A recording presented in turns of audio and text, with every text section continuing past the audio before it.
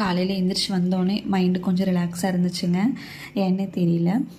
இப்போ தான் பால்லாம் காய வச்சுட்டு நெக்ஸ்ட் இப்போ தான் காஃபி போட்டு வச்சுருக்கேன். ரொம்ப சூடாக இருக்குது. ஏன் ரிலாக்ஸ் அப்படின்னா கொஞ்சம் நேரமே எழுந்திரிச்சிட்டோம்.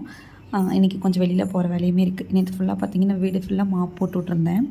மேலேருந்து ஃபுல்லாக எல்லாம் மாப் போடங்காட்டி அவ்வளோ டயர்டு. நைட்டு ஒரு 11 மணி ஆயிடுச்சு. ஆதர்ஷ் வந்ததுக்கப்புறம் ஸ்கூல் விட்டு வந்ததுக்கப்புறம் 5 மணிக்கு மேலே தான் வேலையவே ஸ்டார்ட் பண்ணேன். நெக்ஸ்ட் இந்த மேட்டு இது எல்லாமே அலசி இங்கே வெளியில் இந்த கல்லையிலே போட்டேன். கீழே கிச்சன் வந்ததுக்கப்புறம் ரொம்பவே ஈஸியாக இருக்குது. ஏன்னா இந்த இடத்துல இங்கே பைப் இருக்கனால நல்லா ஃபுல்லாக சோப் போட்டு நல்லா துவைச்சி இங்கே போட்டுட்டு ஃபுல்லாக இதெல்லாம் வந்து தண்ணி ஊற்றி நேற்றுலாம் கழுவி விட்டுட்டேன். வெளியிலலாம் கிச்சனுக்குள்ளே மட்டும் மாப் போட்டு விட்டேன். கீழே கிச்சன் இருக்கிறப்ப ரொம்பவே ஒரு பெனிஃபிட்டாக இருக்குது எனக்கு. வீடுமே பார்த்திங்கன்னா மாப் போட்டதுனால நல்லா பளிச்சுன்னு ஒரு மைண்ட் ரிலாக்ஸாக இருந்துச்சு. ஆனால் பட் நல்லா ஒரு உடம்பு வலின்னு சொல்லலாம். கொஞ்சம் நேரத்துக்கு இருக்கும், அப்புறம் சரியாயிருங்க. ஆனால் லேடிஸ்க்கு இந்த வாரத்தில் ஒரு தடவை வீடு துடைக்கிறது அப்படிங்கிறது ஒரு பெரிய வேலையாகவே இருக்குது.